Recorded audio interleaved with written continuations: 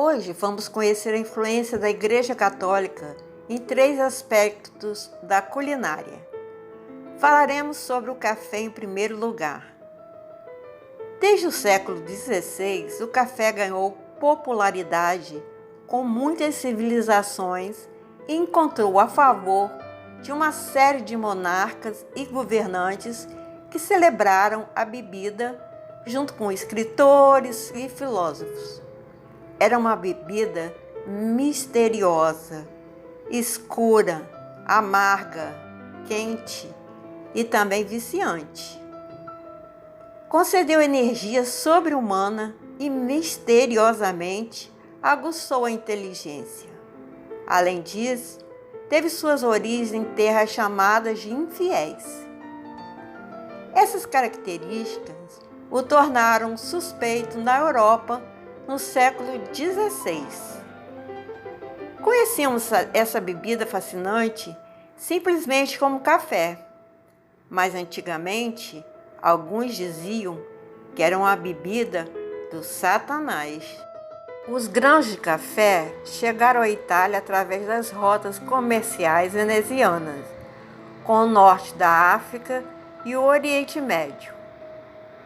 Ele estava se espalhando por todas as terras cristãs e teve efeitos estranhos no comportamento humano. Como assim? As pessoas comuns adoravam, enquanto aqueles que governavam essas pessoas começaram a vê-lo como uma ameaça. Parecia ser perigoso quando as pessoas o consumiam em ambientes sociais. As pessoas que bebiam cerveja ficavam bêbadas, felizes, mas também inúteis. Mas as pessoas que bebiam café tinham uma nova energia, paixão, enquanto permaneciam sóbrias e vigilantes. O que para a classe dominante os tornava uma ameaça potencial para derrubar o governo. Um sultão proibiu a bebida sob pena de morte. Carlos II, rei da Inglaterra, emitiu uma proclamação para a supressão das casas de café, que proibia a venda de café e as casas de café. A proibição não durou muito, devido ao clamor público. Então os conselheiros disseram para o pontífice condenar a bebida e proibi-la para os católicos. Mas antes de tomar uma decisão sobre proibi-lo, o Papa Clemente VIII decidiu prová-lo. Reza a lenda que depois de alguns goles, o Papa abençoou o café declarando: "Essa bebida de Satanás é tão deliciosa que seria uma pena deixar que os infiéis tenham uso exclusivo dela." Daquele dia em diante, os cristãos puderam desfrutar da famosa bebida. O café, então, se espalhou rapidamente na Europa nos séculos seguintes e se tornou popular em todos os círculos. Agora vamos falar da galinha. Pode parecer super normal hoje em dia comermos frango empanado, frito, cozido, assado e de tantas outras maneiras. Mas a prática de se alimentar do animal não era tão comum assim antigamente.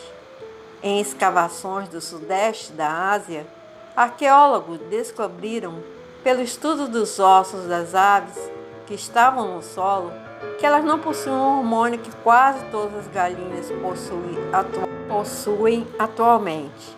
Só a partir do século IX que este gene foi se tornando muito mais comum nas galinhas. E o que causou essa mudança? Teve a ver com os monastérios beneditinos. Devido às práticas de abstinência de carne pela Igreja Católica, eles não podiam comer animais de 4 patas. Porém, a medida não se estendia para as aves, que tinham apenas 2. Ao perceber que algumas aves eram menos agressivas, cresciam mais e davam mais ovos, começaram a domesticá-las e fazê-las procriar. Essa seleção natural fez com que as aves com esse hormônio se reproduzissem e se multiplicassem, tornando assim o gene muito comum até os dias de hoje. E, claro, ficaram mais disponíveis e agradáveis ao consumo. E assim, domesticar e se alimentar de galinhas foi se tornando comum. Agora a vez da pizza. O primeiro registro de entrega de pizza foi feito para um bispo católico, e a palavra pizza foi usada pela primeira vez em um documento de uma catedral católica. Os documentos foram encontrados nos arquivos da Catedral de São Erasmo e Santa Maria Assunta, na Itália. Tratava-se de um contrato de aluguel entre um duque e o bispo da época, pelo uso de um moinho dentro do território da igreja. O mais incrível era o valor do aluguel. Não era pago em dinheiro, e sim em pizza. Pelo uso do equipamento para moer grãos, o duque se comprometeu a levar todo ano, por ocasião do Natal, 12 pizzas para o bispo e para os seus futuros sucessores, além de um ombro de porco e algumas galinhas na festa da Páscoa. Foi aí então a primeira entrega e o primeiro lugar que se tem notícia da pizza, sendo assim chamada pela primeira vez. E o último, o bacon. Das 3 religiões originárias em Abraão, apenas o cristianismo permite o consumo de carne de porco. No islamismo e judaísmo, não. E a autorização foi dada não apenas por um papa, mas pelo primeiro deles, São Pedro. Nas Sagradas Escrituras é narrada a visão que o apóstolo teve de uma toalha que descia do céu com todas as comidas tradicionalmente proibidas na época para os judeus, pelas leis da antiga aliança. E uma voz lhe mandava comer, mas ele se recusou. Ao que a voz respondeu: o que Deus purificou, não chames tu de impuro. Ou seja, na nova aliança, certos ritualismos alimentares da lei tinham ficado para trás. Então, essas são as curiosidades de hoje.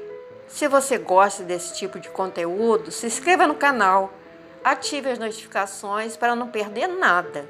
Deixe seu like e até o próximo vídeo. Obrigada por assistir.